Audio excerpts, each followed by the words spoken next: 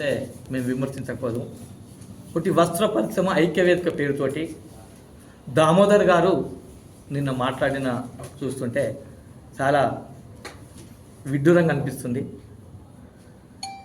ఐక్యవేదిక అంటే సిరిసిల్ల పట్టణ వస్త్ర పరిశ్రమ పైన ఏ విధానంగా గవర్నమెంట్ తోటి మాట్లాడి ఏ విధానంగా ఆర్డర్లు తెప్పియాలి, ఏ విధానంగా పైసలు ఇప్పియాలి, ఏ విధానంగా క్వాలిటీలు చెప్పి చేయించే దాన్ని ఐక్యవేదిక అంటారు.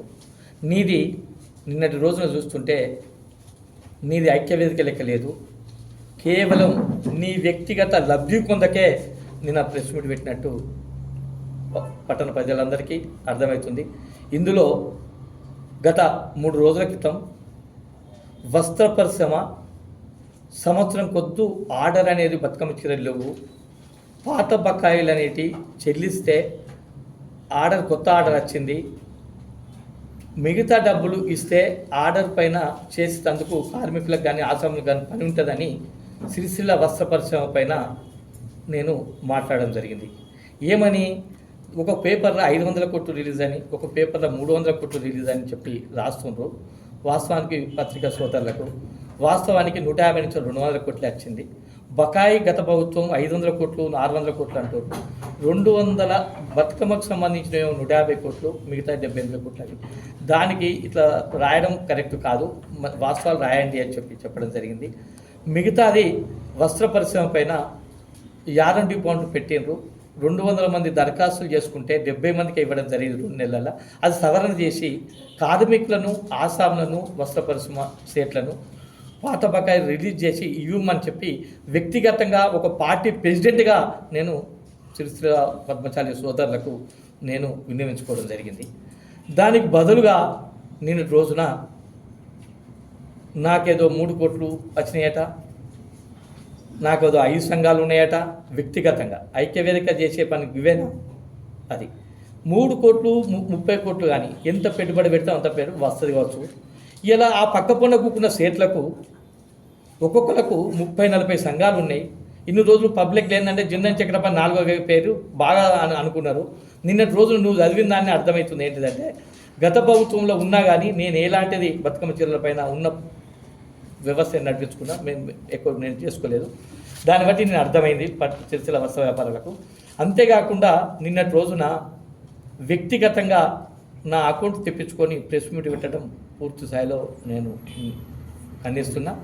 అంతేకాకుండా దామోదర్ గారు నీ వ్యక్తిగత చరిత్రకు పోతే చాలా ఉంటుంది, కానీ ఎందుకనంటే నేను పోవడం లేదు. మా మిత్రులు మాట్లాడతారు. ఒక సమస్య మీద నేను చెప్తున్నా, నువ్వు ఏ పరిస్థితి నుంచి వెళ్ళి కేటీఆర్ దగ్గరికి ఏ పరిస్థితులు ఉన్నావు, ఏ పరిస్థితులు వచ్చినావు, ఇలా పార్టీ ప్రభుత్వం పోగానే నువ్వు ఎక్కడ జోక్తున్నా అన్నది వస్త్ర వ్యాపార పరిశ్రమలందరికీ నిన్నటి రోజున దాన్ని బట్టి అర్థమైపోతుంది. కాబట్టి దయచేసి వ్యక్తిగతంగా విమర్శించడం మానుకోవాలని చెప్పి ఈ సందర్భంగా దామోదర్ గారిని హెచ్చరించుకోవడం జరుగుతుంది. ఒకవేళ మీరు బహిరంగ చర్చ సిద్ధమని అంటున్నారు, గత ప్రభుత్వంలో కేటీఆర్ గారు 200 కోట్లు ఇచ్చిండు, 350 కోట్లకు 200 కోట్ల రూపాయలు బతుకమ్మ పేమెంట్ 40% పేమెంట్ వచ్చింది.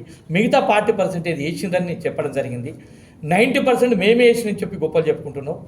గాంధీ కాడికి బహిరంగ చర్చ సిద్ధమని అంటే అంబేద్కర్ కాడికైనా పర్వాలేదు, గాంధీ కాడికైనా పర్వాలేదు, రేపు 10 గంటలకు మేము సిద్ధంగా ఉంటాం, మీరు రావాలని చెప్పి ఈ సందర్భంగా హెచ్చరిస్తున్నాం. ముఖ్యంగా నేను రోజున పెద్దలు ప్రభుత్వ విప్పు ఆది శ్రీనివాస్ గారు పక్క వాళ్ళు కొంతమంది చెప్తే ఆయన నిజమే అనుకొని మాట్లాడడం జరుగుతుంది. వాస్తవానికి వ్యక్తిగతంగా ఆది శ్రీనివాస్ అంటే నాకు చాలా గౌరవం. ఎందుకనంటే నిన్నటి రోజున మాట్లాడుతుంటే మున్సిపల్ పైన మాట్లాడినారు, మా ప్రభుత్వం ఉన్నప్పుడు మున్సిపల్ అవినీతికి పాల్పడ్డదని చెప్పి మాట్లాడినారు. వాస్తవానికి 5 ఏళ్ల పాలనలో ఒక వ్యక్తులు చెప్పి కలెక్టర్కు లేనిపోని మాటలు చెప్పి కోట్ల రూపాయలు మున్సిపల్ అన్యాక్రాంతం అయిపోయిందని చెప్పి కలెక్టర్కి చెప్పడం జరిగింది. అదే వ్యక్తులు నిన్న రోజున పెద్దలు ఆది శ్రీనివాస్ గారికి అన్నగారికి చెప్పడం జరిగింది. దాన్ని పట్టుకొని నిన్న ప్రెస్ మీట్లో మాట్లాడడం చాలా బాధ అనిపిస్తుంది. సినన్న వ్యక్తిగతంగా మీరంటే నాకు చాలా అభిమానం. అటువంటి పాలన మున్సిపల్ పాలన మేము చేయలేదు. ఒక సబ్జెక్ట్ ఏమన్నా అంటే 3 అంతస్తులు 4 అంతస్తులు ఉన్న వాళ్ళకు డబుల్ బెడ్రూమ్లు ఇచ్చిండ్రు, చూస్తామని మీరు మాట్లాడారు. అటువంటి వారి ఉంటే అటువంటి ఎలాంటిది సాగు ఇవ్వకుండా పూర్తి అధికారులకే ఇచ్చి ఇలా రాష్ట్రంలోనే మొదటి స్థాయిగా మేము నిల్చున్నాం. చిట్టీలు తీస్తే సుతా ఇబ్బంది అవుతుంది అని చెప్పి ల్యాప్టాప్ ద్వారా బటన్ నొత్తి విలేకరుల సమక్షంలో తీయడం జరిగింది. అలా ఎలాంటి అవకతవకలు లేవు. 3 అంతస్తుల బిల్డింగులు ఉంటే ఏది తీసేయి, దానికి మాకు ఎలాంటి సంబంధం లేదు. రెండోది విచిత్రం అంటే నాకు సంఘటన ఏంటంటే పైసలు రోడ్లు పోదామంటే పైసలు మేము అనుకుంటే అసలు రోడ్డు పోయకుండా కానీ పోసినట్టు బిల్లు రికార్డు చేసుకొని తీసుకున్నాను పక్క వాళ్ళు చెప్తే మీరు చెప్పారు సీనన్న. వాస్తవానికి అటువంటిది ఏమైనా ఉంటే బహిరంగ చర్చకు సుతా నేను కలెక్టర్ దగ్గరికి రమ్మంటే కలెక్టర్ దగ్గరికి వస్తా, మున్సిపాల్ రమ్మంటే మున్సిపాల్కి వస్తాం. అటువంటి ఏమైనా అవకతవకలు ఉంటే పబ్లిక్ను దీనివల్ల ఏంటంటే ఇట్లా జరిగిందా అని చెప్పి అపోహలు ఉంటాయి. దయచేసి పెద్దలు మీరు ఇటువంటి పక్క వాళ్ళు చెప్తే విని మాట్లాడొద్దని చెప్పి మీకు విన్నపం చేస్తున్నాను.